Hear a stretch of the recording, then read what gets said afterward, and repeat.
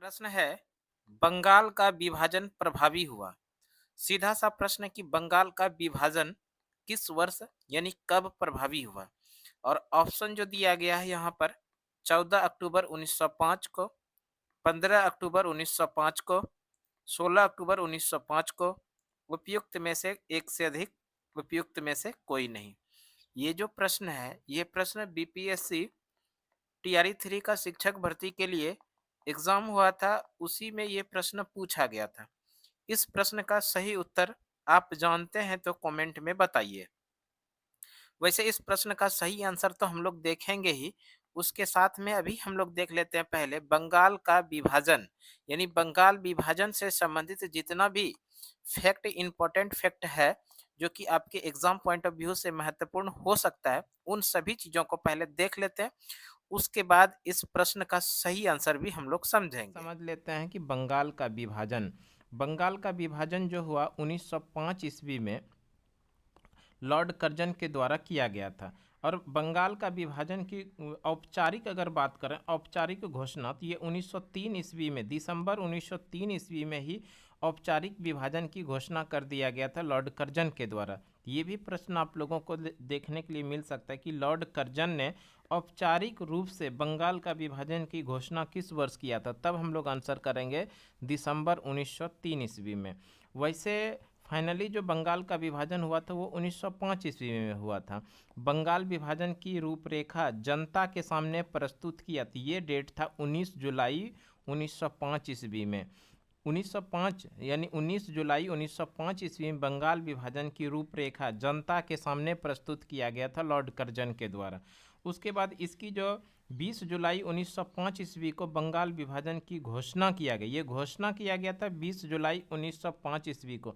ये डेट जरूर याद रखेंगे, ये एक दो बार एग्जाम में देखने के लिए मिला है कि बंगाल विभाजन की घोषणा किस वर्ष किया गया, तो वहाँ डेट सहित पूछा था।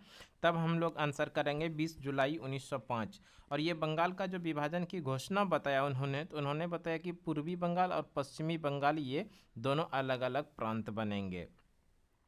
उसके बाद ये जो फाइनली लागू होता है वो 16 अक्टूबर 1905 ईस्वी को बंगाल विभाजन लागू कर दिया गया। बंगाल विभाजन लागू हुआ था 16 अक्टूबर 1905 ईस्वी को।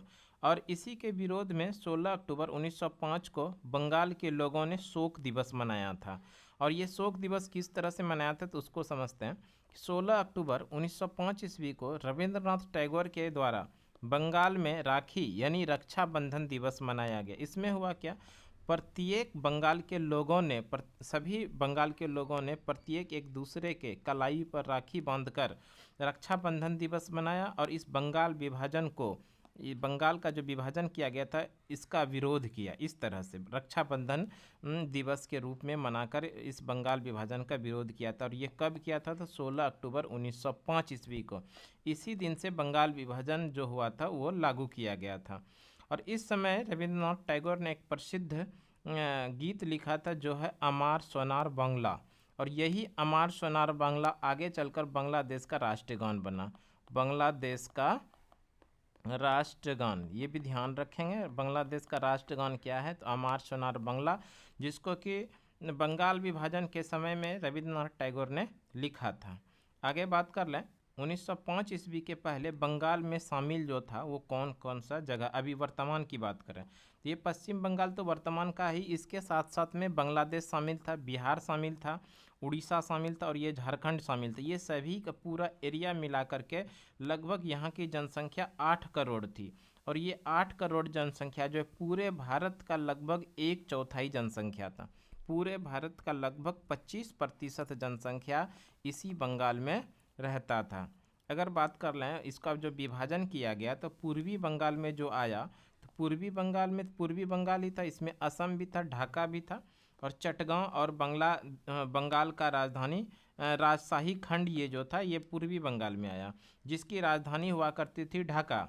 और शेष भाग जो बचा वो पश्चिम बंगाल का लाया, जिसकी राजधानी कोलकाता हुआ करता था। अगर बात कर ले बंगाल के विभाजन के विरोध में स्वदेशी आंदोलन हुआ, बहिष्कार आंदोलन हुआ और बंग भंग आंदोलन हुआ। स्वदेशी आंदोलन इसलिए इसका नाम पड़ा कि बंगाल के विभाजन के विरोध में 7 अगस्त 1905 ईस्वी को कोलकाता के टाउन हॉल में स्वदेशी वस्तुओं को अपनाया, इसलिए इसका नाम स्वदेशी आंदोलन भी पड़ा। और वहीं पर 7 अगस्त 1905 ईस्वी को इसी दिन कोलकाता के टाउन हॉल में ही जितने भी विदेशी वस्तुओं था, इन सभी विदेशी वस्तुओं का जलाकर बहिष्कार कर दिया गया, इसलिए इसका नाम बहिष्कार आंदोलन पड़ा।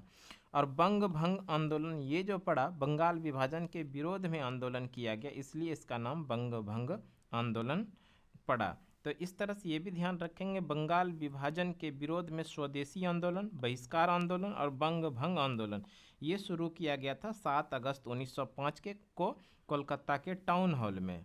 और इस आंदोलन में हिंदू और मुस्लिम दोनों ने मिलकर स्वदेशी आंदोलन को शुरू किया और उसमें एकता भी दिखाई पड़ा। तो ये कुछ इम्पोर्टेंट फैक्ट है स्वदेशी आंदोलन, बहिष्कार आंदोलन या बंगाल विभाजन से संबंधित महत्वपूर्ण फैक्ट। देखिए प्रश्न क्या पूछा गया था, बंगाल का विभाजन प्रभावी हुआ, बंगाल का विभाजन कब प्रभावी हुआ, ये प्रश्न पूछा गया था। इस प्रश्न का जो सही आंसर हम लोग देखें, बंगाल का विभाजन प्रभावी जो हुआ था, ये हुआ था 16 अक्टूबर 1905 को। 16 अक्टूबर 1905 को बंगाल का विभाजन प्रभावी हुआ था, ये अभी जैसा कि हम लोग पढ़े।